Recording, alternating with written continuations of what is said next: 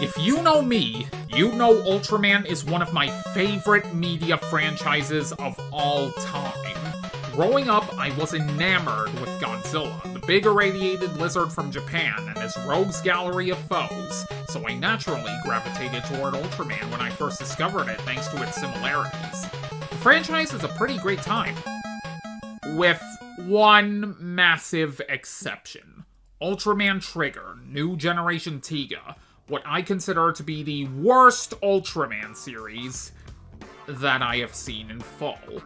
While others have already torn into this particular installment of the franchise, and I won't waste too much time on it as a result, I'll just say you're better off watching Tiga. And if you can find it, since Mill Creek couldn't include it on their DVD release of that show, The Final Odyssey. Better characters, better monsters, better protagonists and allies by a long shot, no time travel paradoxical shenanigans like in Trigger. Yeah, Tiga does everything better. Anyway, after Trigger ended, just as Dyna directly followed Tiga following its conclusion, Decker premiered a few months later to be the New Generation Dyna and follow up on Trigger. And for its first few episodes, Decker was pretty average, if you ask me. When it got good, it got good. But for the most part, it was just par for the course for New Gen Ultraman shows, if not outright mediocre. That was until the duology chronicling Trigger's return to Earth to give Decker the power of new toys to market to kids, because that's what Ultraman's all about now. I mean, the dual sword.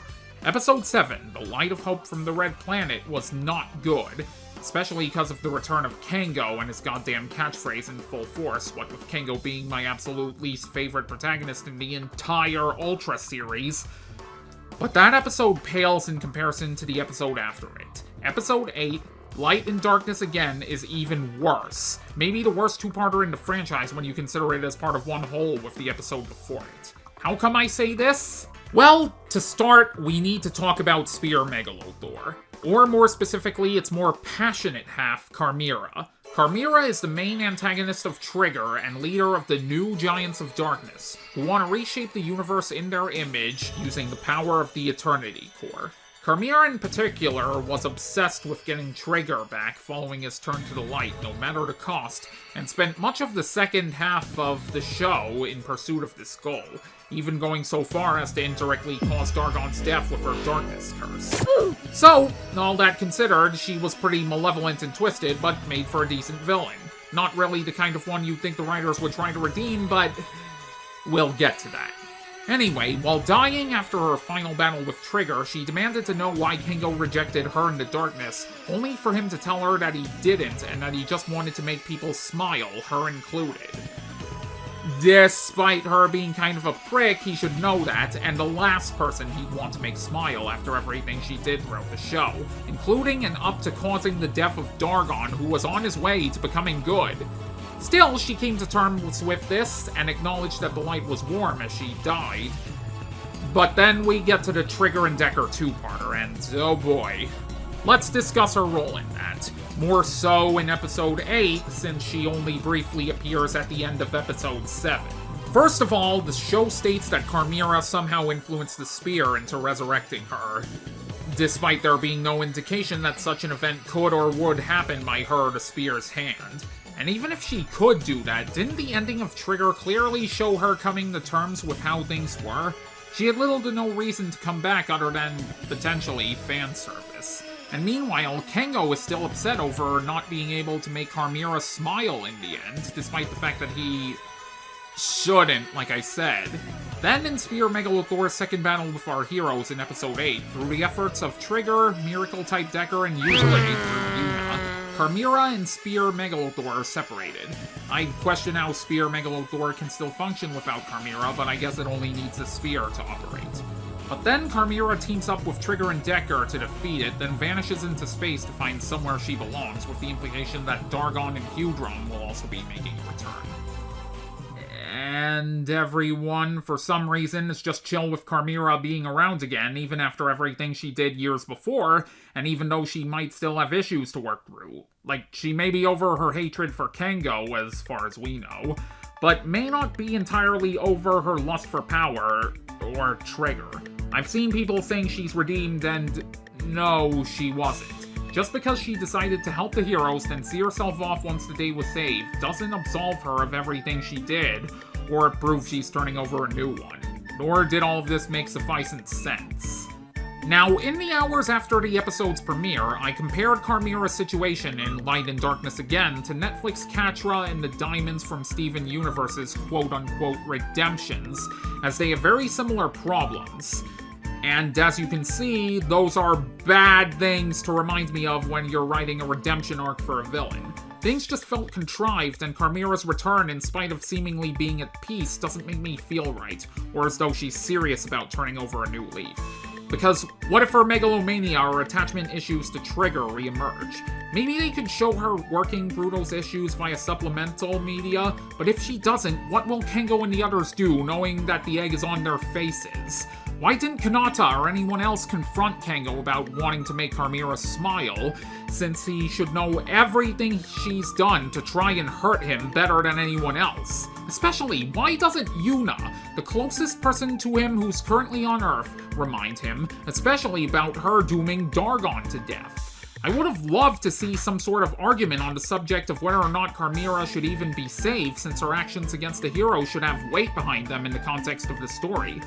But we didn't get that. Instead, they just saved her first and asked questions later.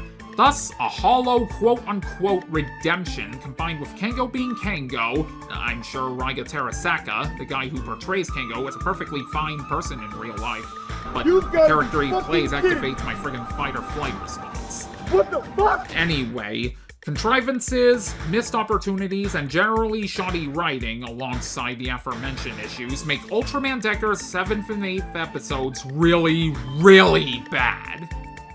Oh, well, Kraken, if you think this two-parter's so bad, let's see you write a better one.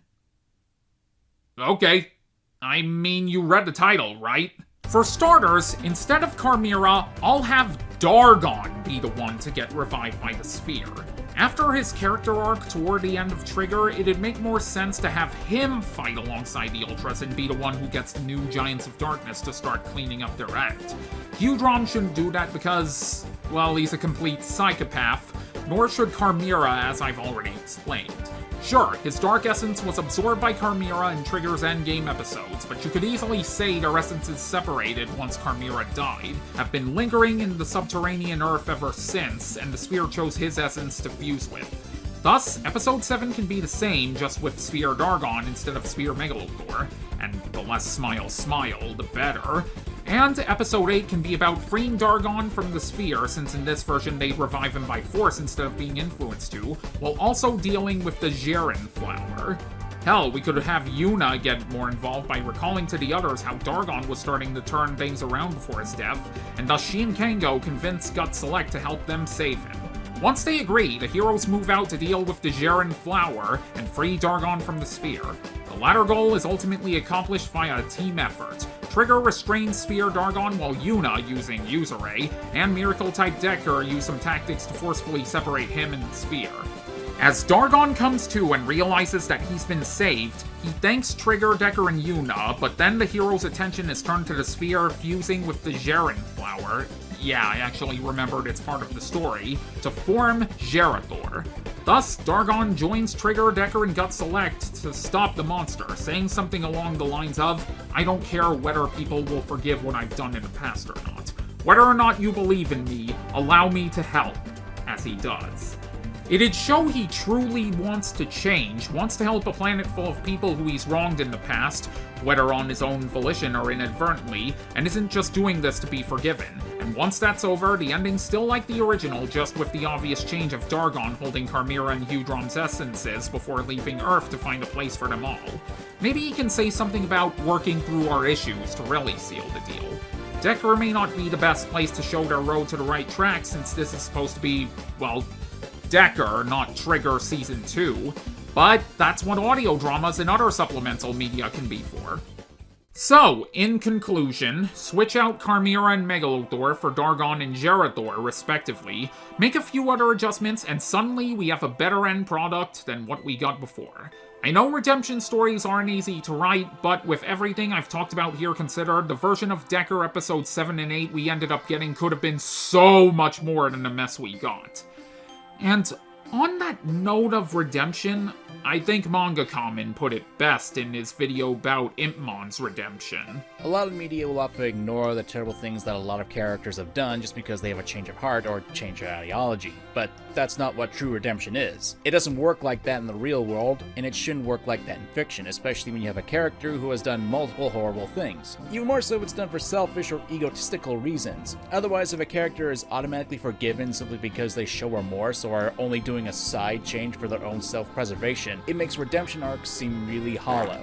And don't get me wrong, if you want to change sides to make sure you don't get killed, I can understand that, but that doesn't mean you're a changed person, nor does it negate all the bad things you've done. It just means your about-face is cheap and hollow. You know, I really do want the best for the Ultra series. It's why I made this video criticizing these episodes of Decker and giving my ideas on how they could have turned out better.